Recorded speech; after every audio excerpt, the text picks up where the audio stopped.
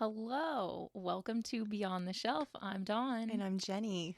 And it is December. It is full swing Christmas season. Merry Christmas. Yay. So we have in the past for Christmas episodes talked about some of our favorite movies and some of our tradition, of our own family traditions. Right. So we thought to be a little different and interesting this year, we could talk about some Christmas traditions from around the world. Yes, we did. Some things that I thought were like really neat and meaningful, and other things that I thought were just kind of weird and disturbing. Some of them. Did you find some disturbing I ones? found a really disturbing one, but I'm not even going to share it. Okay. It was so weird.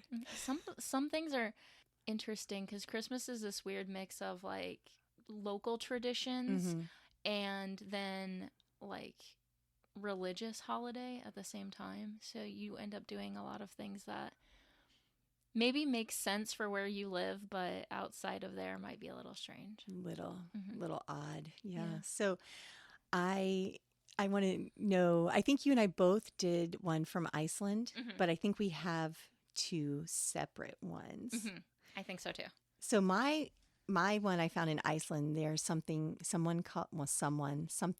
creatures, whatever, they're called the Yule Lads. And they are a group of 13 pranksters, and they steal and harass the population of Christmas they do it the last 13 nights before Yule. So they come to town and they leave small gifts and shoes for children that have left their shoes out. So they leave their shoes out, so I kind of like our stockings. Right. And they put little gifts in there. But if a child's been disobedient, they leave them a rotten potato in their shoe. That was interesting. I was definitely sitting here thinking, I would want to leave out the new shoes that you got for Christmas and not your stinky old shoes to get your... I don't know. Maybe. But if it's going to be a rotten potato, I think I'd leave old shoes. Well, if you're an obedient child, then you'll get a gift. Mm-hmm. I mean, these gifts obviously aren't large if they're fitting in shoes. Right. I don't know if it's jewelry or money. It's probably like little toys or candy or something. Oh, yeah. Oh, yeah. I eat my candy out of my shoe. Gross. Right. So that's what I found in Iceland. What did you find, Dawn? The Yule cat. Okay. It's this giant cat, and it goes around and sees if people are wearing the clothes that they got for Christmas. And like new clothes. And if you're not wearing the new clothes that you got for Christmas, the Yule cat eats you.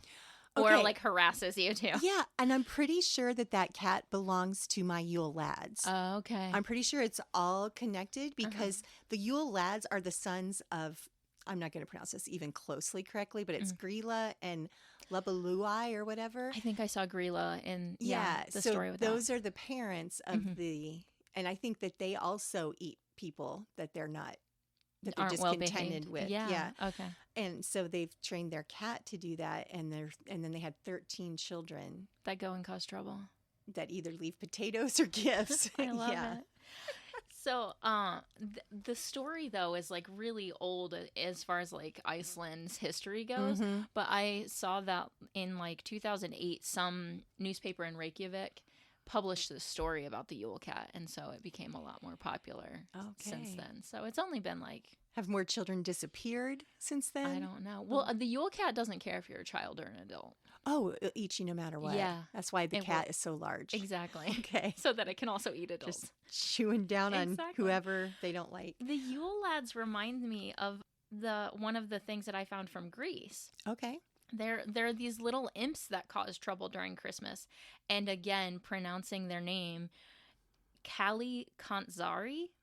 Yeah, sounds good to me. Right? What do I know? So apparently, like, people will basically, like any little silly inconvenience, they kind of blame on these little imps. Like if you lost your keys, or they made you oversalt the food, or something like that. Like just like silly little things they blame on these little creatures. But there are ways that you can keep them away. Some villages will have bonfires that they'll keep up all night. So they'll have people like monitoring the bonfire. Or if you put a fire in your fireplace, because the imps like come down the chimney. So if there's a fire in your fireplace, they can't come in your house. So even during the day when it's like warmer, they'll still have a fire to try to keep the little imps away. Yeah. Instead of trying to pronounce the like 6-syllable Greek name for it. Oh, yeah. Well, Which is, because English is so uncomplicated. unless you're coming from a foreign country and trying to learn it, then Right, it yeah. gets really complicated. So I have another, and you've probably heard of this, Krampus. Oh, yeah. Everyone's heard Oh, of Krampus. And that originated in Austria. Mhm. And he appears the night before the Feast of St. Nicholas. So he appears the evening of December 5th. So last night. Oh, for this recording of this podcast when it goes live. Yes. For the sake of when this airs, last night.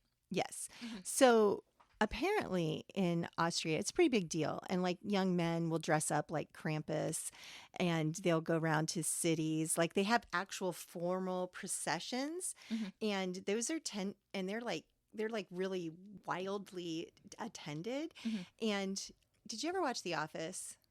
Just bits and pieces. I know. So there's an episode yeah. where Dwight talks about, and I don't think it's Krampus, but he's talking about little children, you need to behave, or this, whatever his traditional family thing was, is going to come and eat you. So that's kind of what the Krampus was like too. Yeah. I don't know that he ever really did anything good. I think he was only bad. He would kind of take like bad children away. He's like the antithesis of Santa Claus. Yeah. Like Santa comes and rewards the good children, and the Krampus comes and like puts them in a sack and punishes carries them away. The small children, or not the small, the bad children. The bad children. Well, yeah, they could be large bad children. They don't have to be small. Right. But so, and I mean, Krampus is, I think, everyone. I think they even made a movie. I'm pretty sure there's a holiday movie called Krampus. There's like a horror holiday movie. Yeah. Yeah. I've never seen it. I haven't either. I'm not too big into horror movies, especially not horror holiday movies. Well, I did like Violent Night. I'm just saying. It was pretty good. Okay, so here's one that I think we both had from Wales. Yes. So this is the Mari Lwyd. So this is like a person who dresses up and they have this big horse skull. And they've got like a shawl kind of thing over it so you can't see it. And one thing that I read described it as like you have a rap battle with this horse.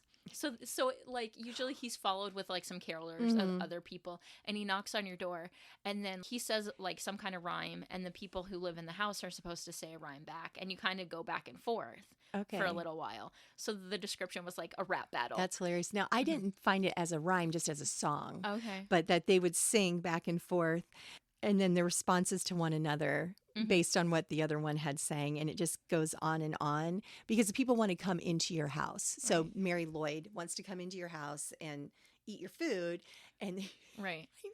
it's like the weirdest Christmas caroling I've ever heard of. And so they sing back and forth, and usually they made it sound like the homeowners will usually relent and let them come in and give them food and drink. Right.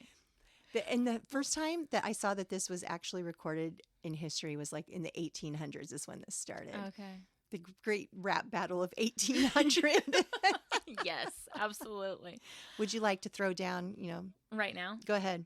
And, well, the thing that this reminded me Guess not. of is the song "We Wish You a Merry Christmas," because one of the verses is "Now bring us some figgy pudding," and bring Right. it. So like you're kind of like demanding a treat Yeah. from somebody when you're singing the song. Yeah, it's kind of like a trick or treat type of It's like situation, Christmas I trick or guess. treat, yeah. It's so weird. Mhm. But I don't know if people actually still do it. Like, do they have, that's one thing I didn't find. Do they have like a parade they probably do. I'm thinking in Wales, they probably have something that, Well, do you figure keeps going on, like 'cause- different neighborhoods maybe? Because if everybody Yeah. went out as carolers with Mari Right. Lwyd, then nobody would be at home. to have the big rap battle. Exactly. So it's probably just like a few groups here and there. And I don't know, maybe not as prominent. Or maybe people like intentionally go to like their friends' houses or like Right. their family's houses for this or something. Yeah. Because I can't imagine you would just like knock on some stranger's door and be like, hey, Yeah. give me your Yeah. fruitcake give me or your whatever. I'd be like, Right. And fruitcake's pretty dense and heavy. I mean, if you throw it at them, you probably knock them out. They really rap battle over. The end. This Slams the sounds door. like such a great SNL skit to me. I just think Saturday Night Live would That just could, because so- they would literally turn it into a rap battle. Yeah, Like it wouldn't it would just be be like singing hilarious. songs or rhymes. They would Yes. be like We got to put that out there. Throwing down some beats. So if Saturday Night Live does this, you'll know that they got it from our podcast. They got it from us. Exactly. For sure. Mm-hmm. So another one I found, now I thought you would find this one, and I thought you would find this one very interesting. It's in Ukraine, and it has to do with spider webs. Have you heard about this one? I think I saw that, but I didn't look into it. Okay, so according to the ancient storytellers, there was a widow who lived in a really cold hut with her children. You know, she didn't have anything to give them Christmas presents and stuff. But one day a pine cone dropped from the tree outside and it took root, and the children got excited that this was like a Christmas tree. And so they took care of the seedling and they made it grow. And they were so poor, like the widow couldn't decorate it or anything. Mm-hmm. And so she she puts our kids to bed, and that night the household spiders heard the children crying because their Christmas tree wasn't decorated, and they went and spun all these intricate webs all over the Christmas tree. And so spider webs really are quite beautiful outside. Yes. Like when the dew hits them in the sun. And so they did that, and then the kids all woke up and they're, mother, wake up, see the beautiful tree. And so as she went forward and saw it, and they're like, this was a miracle. And so now the Ukrainians decorate their trees with artificial spider webs. And it says it helps to usher in good luck and fortune for the rest of the year. I really think that is adorable. And I love that story. I knew you would love it. Now, I would be like, spider dead in my house. I don't like spiders in my house either, but I do try to, if I can, like capture them and take them outside. Yeah. I'm afraid they'll find their way back. Oh, yeah. They probably have a very good GPS internal system. They'll find their way back in. Global positioning spiders. Yes. Oh, I'm traumatized by that thought. I think that's such a sweet story. Like, I could see that being animated into like one of those little Christmas short movies. Yeah, kind of like The Littles, like the little family, you know what I'm talking about? Yeah. Yeah, that children's story, but like this would be like with spiders, and That is so cute, and I love it. Okay. Well, we should write the story. Okay, we'll get right on that. Awesome. What else did you find? Okay, so for another one that I thought was kind of sweet and heartwarming is in Lebanon, they plant seeds. About 2 weeks before Christmas, indoors, obviously, they plant like wheat grains or chickpeas or lentils, things that will sprout relatively quickly. And they'll like meticulously take care of these little sprouts so that on Christmas they have a new plant, and it represents like growth and good luck and stuff. Oh.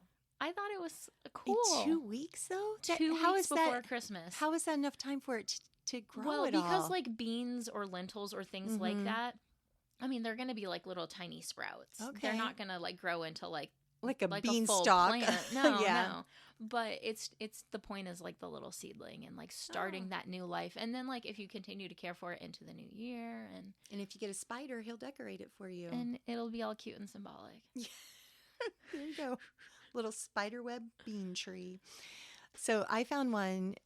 I thought this was so weird. It's in Mexico, and it's in Oaxaca, Mexico, and it's spelled Oaxaca, pronounced Oaxaca. Yeah. I had to look up how to pronounce it. I had no idea. Because that X in there, like, all of it throws me off. That's a hard consonant in English. So in the mid-18th century, they had an abundance of radishes. So they decided. So the friars in town. You said friars, and I did not think like priests. My brain went to like people who like fry things. They were frying the radishes. No, they were Friars. The fryer. Gotcha. So they pulled some of these radishes, and they were like really weird like shapes and sizes, and they were so amused by them, they decided to market them. And so they would sell them on like December 23rd, the misshapen vegetables. And so it attracted so much attention that they began to have a radish carving contest. So, and this has been going on since like the mid 1800s. And then in 1897, the mayor of the city at that time, Francisco Vasconcelos, decided to create a formal radish carving competition, which they hold every year on December 23rd. I just thought that was so weird. So there is a Christmas radish carving competition in Oaxaca. Oaxaca, Mexico. I actually kind of love it. Yeah. It's better than frying them up, I guess. I don't know. I don't think radishes would be very good fried. Why not? People do zucchini. Those are completely different textures. They do potatoes. Radish is maybe. similar to... And it's like a root. Okay, that might work. Okay. Carrots. You can fry anything, right? Just about, probably. It might not end up well. They do it with Oreos. Why not radishes? Right. And I think there's something called like a stick of butter. Like people will fry sticks of butter. Yeah, at some like state fairs in the Midwest. Oh, just fried butter. That's so... I love butter. I love real butter. But I can't imagine just eating fried butter stick. That does seem really weird. It does. Absolutely. Not that has to do with Christmas. That's a summertime thing. No, yeah, sorry, we digress. I think that the radish thing is really cool, though. Like, that became a local thing. They just had 1 year. I love that. An abundance of weird radishes. And they're like, what are we going to do with this? And they made something out of it. Right, yeah. And why not? So if you ever are going to find yourself in Mexico around Christmas, you might be able to participate in a radish carving contest. Are they tiny radishes? Like, radishes are not very big. They're like golf ball size, right? Right. They have to pick the biggest ones, I'm assuming. Carving something that small. Well, I'm thinking it'd be kind of like when people whittle like little sticks and twigs and make them into like little caricatures, I guess. Why not a radish? Little radish man. I don't know. All right. Yeah, I found weird things. You told me find weird things. I have another food-related one. Okay. In Japan, in 1974, KFC decided they were going to market their food as this is the traditional American Christmas meal. Okay. And it was a huge hit. Literally to the point that now, in order to have KFC for Christmas in Japan, you have to order weeks in advance. Oh, wow. Because, like, they wanted to, have Christmas the way Americans have Christmas.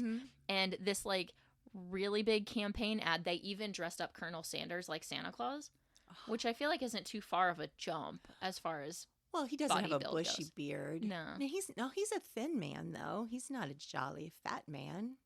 He's thin. I feel like it depends on if you see, like, a more recent version of Colonel Sanders versus an older one. Oh, okay. I don't know. I always thought of Colonel Sanders as We're not body shaming Colonel Sanders. No, but I always thought of him as, like, this sort of, like, southern, like have you ever heard of, like he looks like Captain Kangaroo. I don't know what Captain Kangaroo looks like. It's because you didn't grow up in Northeast Ohio. That's true. You'll have to look him up someday. I've heard the name. But yeah, they put a hat on him and like put him in a red suit and did like this whole ad campaign so funny. Of like KFC is the American Christmas dinner, and that's like the thing in Japan now. Have you ever had KFC on Christmas? I don't think I have. I doubt that they're open. You'd have to get it Christmas Eve. I kind of want to get me some popcorn chicken to have on Christmas now. Well, you have to imagine it's like the family style dinner. Like it's going to be the mashed potatoes and gravy and the coleslaw. I'm going to get popcorn chicken and biscuits.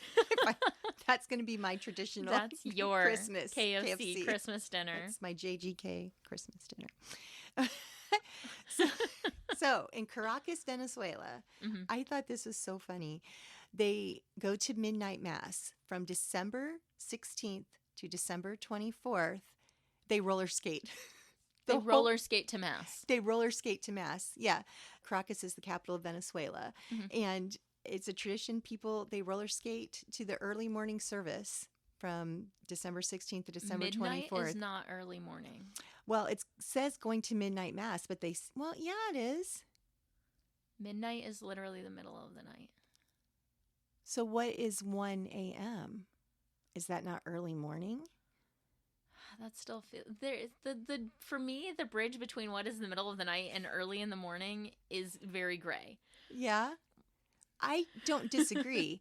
But midnight technically becomes the next day, so that's very early morning. It just doesn't feel. Anyways, we're roller skating to church. So anyhow, that's what they do. That's all I found. You didn't find like the source, like nope. when that started. Like I don't the radishes? know why. I have no idea why. No, it's maybe they had an abundance of roller skates.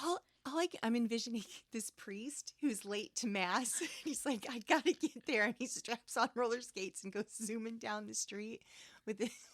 Oh, it's just in my head now. Or the Pope with his hat and his roller skates on.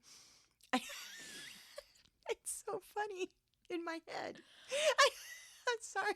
That I wonder if it And came the out of nuns. a time period. Wasn't it like, okay, wasn't like going to the skate rink like a thing in the 70s? Sure. So like Mhm. maybe in the 70s when skating is really popular, some Yeah. people just started skating. They were like, why don't we Could be. take our skates? Or the And then 50s, too. maybe, yeah, or like the 50s. Like Maybe the just, car hops in the 50s roller skated. yeah. So maybe it was like that, like skating was really popular and people were like, why don't we skate to Mass? And then it just became a thing. Yeah, they like will shut down streets so people can skate to Mass. Yeah. That's amazing. Imagine that there's a pothole.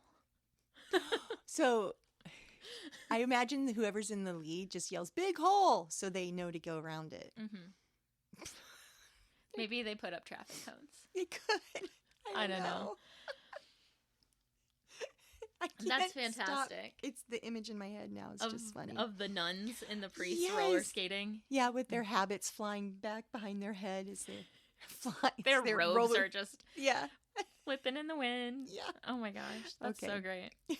So I have one that's shoe related since you said Okay. roller skates. So in the Czech Republic around Christmas time, single women will toss a shoe over their shoulder. So they stand with their back to a doorway and they toss a shoe over their shoulder. And if the shoe lands pointing toward the door, it means that they'll get married that year. But if the shoe lands with the toe pointed towards them, that means that they'll be single another year. How sad is that? They're using shoes to decide. Do you think they found little? Well, it might. If they find little gifts, maybe the shoe will be pointing in the right direction. They find a rotten potato, they're going to be single. They got to straighten up their act. Huh. Where was that from? Where was the That was the was that in Austria or? yeah, that was the Yule lads in Iceland. Iceland. Okay, rotten because this is potato the in a Czech shoe. Republic, so they're not super. Those are not close together, really. Yeah. But everybody's got to wear a shoe. Well, yeah, they do. Or two. That if was they have 2 interesting. feet. Well, I feel like that's just one of those little superstitions, like you toss salt over your shoulder if you spill it, or like. Or if you sneeze and you have to say God bless you, so the spirits don't get inside you when you sneeze. Right. Yeah. So shoe tossing to decide your marital future, or to predict it, I guess. So I messed this up. I accidentally, when I was doing my Google searching, I'm going to just have to wing it. So in Sweden, they have something called a Yule goat. Did you find the Yule goat? I think I saw that, but because I had the Yule cat, I was like, I've already got one Yule animal, so I just moved on. We won't be ridiculous here. Obviously. So they make this giant Yule goat, and it's structured like there's a wooden structure, and then it's like they stuff it with straw and stuff like that. And I had a thing about it, and then I didn't copy it correctly on my phone. So, but this is what cracked me up. So they've been doing this for like 57 years, this goat thing. And it's just this big tradition. I think it starts the beginning of December. And so out of 57 goats, 38 of them have been burned down. So it's not a real goat. No. I said they had like a wooden structure and hay. I don't know how no, it's not Pinocchio. It doesn't become a real animal. Okay, gotcha. Yeah, I was like imagining this them giant leading a statue. goat through town. It's a statue, giant Yule goat statue in Sweden, like a Trojan horse. Yeah, and 38 of them have been burned down. Oh wait, I think I did read about this because they started having guards for the goat. Yeah, and one of the persons that actually went and burned it down was from Cleveland, Ohio, and he had to spend 18 days in jail because he went and burned down the Swedish Yule goat. Good old Ohio. I had to bring back an Ohio connection. Good old Cleveland. Yep. Oh man. I was like, 38 of them have been burned, and apparently they've have this huge fine now, and you can spend up to 3 months in jail if you're caught being the person that burns the goat. Why do they want to burn it? Because it's flammable? I don't know. Somebody just really doesn't like goats. Why wouldn't you want to set hay and wood on fire in the middle of this town? I don't know. It just cracked me up. Does the goat symbolize something, or is there a reason they started doing the goat? Well, there might have been if I had properly, done my homework. I don't know. That's so funny. Let me see if you tell me something and I'll look up my Sweden goat. So I have another Sweden one while you're looking that up. So I went to Reddit and I saw this thread where people were like, what kind of interesting or weird Christmas traditions from your area, when you talk about people think it's totally normal for you, but not normal elsewhere. And one person said that in Sweden, they celebrate Christmas on Christmas Eve. And there's always a special episode of Donald Duck. And there's always a special episode on Christmas Eve. And so this person said that this is like the most watched TV broadcast of the year in Sweden. It's like 80% of homes or something are watching Donald Duck on Christmas Eve while eating their bucket of KFC. Now that's in Japan. Yeah, I know, but that's almost like cannibalism. Duck and chicken, they're in the poultry family. Maybe that's a stretch. Well, it's a good thing one's in Europe and one's not. So that they're not. Eating duck while watching major duck. In geography. I get lost when I leave the library. I have to remember where. When I read that, though, it actually reminded me of Doctor Who, because there's always a Christmas special of Doctor Who. So, in the UK, a lot of people will be watching the Doctor Who Christmas special on Christmas. So I can't find out why they make this Gavale, Gavle goat, but it actually has been burned down 42 times. Out of 57. If it gets burned down before December 13th, they rebuild it. The skeleton is then treated and repaired, and the goat is reconstructed using straw, which the goat committee has pre-ordered. So they're ready. They are prepared for the goat to be. So, in 2001, the goat was burned down by a 51-year-old American visitor from Cleveland, Ohio, who spent 18 days in jail and was subsequently convicted and ordered to pay, the equivalent of $11,655 in American money damages. I bet that's how much the hay costs. That's a lot of hay. Yeah. That's a lot of dough for the hay. You're right. Oh, the court confiscated his cigarette lighter with the argument that he clearly was not able to handle it. You're like, you obviously don't have the fortitude to handle the responsibility. He stated in court that he was no goat burner and believed that he was taking part in a completely legal goat burning tradition. He thought the tradition was to burn the goat. I know, but I love But if that was the tradition, you think a bunch of people would have been there with lighters or something. You'd think. Not just you from Cleveland, buddy. Yeah. Oh my gosh. They confiscated his lighter. I thought you were going to say they kicked him out of Sweden permanently. Well, Maybe. He may not be allowed to go back to Sweden. I don't know. Wow. He might have to dress up like the KFC guy. I don't know. That's crazy. I don't know why they do the Yule goat, but they've been doing it for a long time, and I found it very interesting. Do you have any different I know your family does something a little different for Thanksgiving. Yeah. Do you have any different Christmas traditions? So as my kids have gotten older, and a couple of them are married now, so they kind of have they want to have Christmas Day to be their little family unit. And so we usually have Christmas the weekend before Christmas, and we usually do something special like 1 year we went to Dave and Buster's, and then 1 year we went to the gun range, and we do things Christmassy things like that. I'm just staring at you. We spend the whole day together. We do just a gift exchange. We eat. We go out for lunch usually. Then we do a fun, weird activity, and then just spend the day together. Cool, yeah. Fortunately, my kids all live close by, so I get to see them a lot throughout the year. Okay. So Christmas, even though it's special, and then having grandkids this year is going to be even more special. Sure. It's not like we only see each other once or twice a year. We see each other a lot. So. Yeah, where I only see my mom a few times a year. Right, so it makes it even more special for you to see her. Actually, on Christmas, right? You probably don't take her to the gun range, though. No. Okay. No, we don't do that. Well, you could. No. Or you could burn down a goat. Fake goat. Maybe we'll do that this year. Yeah. My mom would be like, what's happening? My brother would be like, we're lighting stuff on fire? I'm in. Yeah. Like, you're like, I'm confiscating your lighter, sir. Right. You're a little too excited about this. Right. No. I was trying to think of any other ones, and I remembered my husband has this little stuffed animal dog, and it's attached to this little pillow that's red, and it has mistletoe on it, and the dog is wearing a little Santa Claus hat, and he called the dog Christmas Pup. And Christmas Pup is always placed in front of the Christmas tree, and he guards all the presents. Oh, that's adorable. Isn't that the cutest? Yeah. He's a little old for that now, but Well, it's so cute. That's what he did as a kid. Now you I have just thought it was your cute. Christmas cat. Do your cats, like, do you guys put up a tree? We stopped putting up a tree because the our cats, cats would climb them Yeah. and try to eat the tree and Yeah. the ornaments. And Yeah.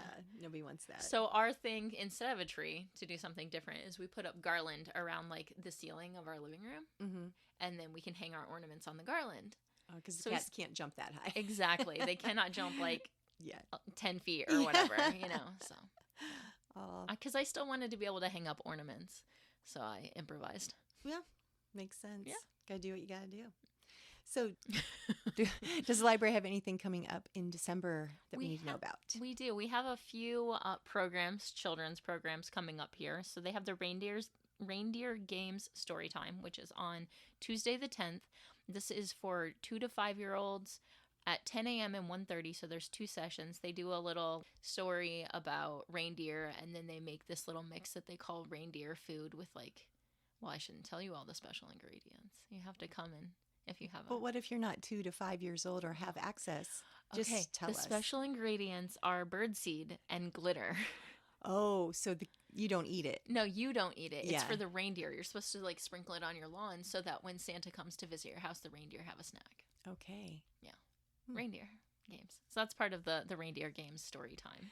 And then Saturday, December 14th, you're going to be able to build your own gingerbread house. That is for kindergarten through 4th grade, and that will happen at 11 a.m. and 1 p.m. I'm assuming that you need to register for that. Both of those programs have registrations, and they tend to fill up. Mm-hmm. So I would check into registrations on our calendar or call us to find out when that's open and get yourself in there. Of course, we will be closed. The library will be closed on Christmas Eve and Christmas Day so that we can also go spend time with our families, and you can too. And burn a goat. If you still need a bucket of chicken. a book to read, you can check out Libby or Hoopla, Yeah. which are e-media apps that you have access to with a library card. And then our winter reading program will start. Our winter reading challenge, I guess. There will be some prizes, and that's for all ages, and that will start January 1st, and it's only for the month of January. So it'll end January 31st. Yep. So there's actually not a ton of things going on, but people are so busy this time of year who has time to fit in anything else. But a couple of really cute little children's things that are really popular, and I think as this airs, we'll have just finished up the Polar Express story time. Right. So, yeah. Bringing Polar back. So excited. Yay. All right. I think that we have exhausted our weird Christmas traditions. Hopefully. Yeah. I think that you should try some, Dawn. I'm going to go get a fake horse skull and start knocking on people's doors. Okay. Come to my house and we'll have a rap battle. Okay. Sounds great. I'll have chicken. I'll have KFC chicken for you. Love it. All right. Well, thank you. Everyone have a Merry Christmas and a safe holiday and a Happy New Year.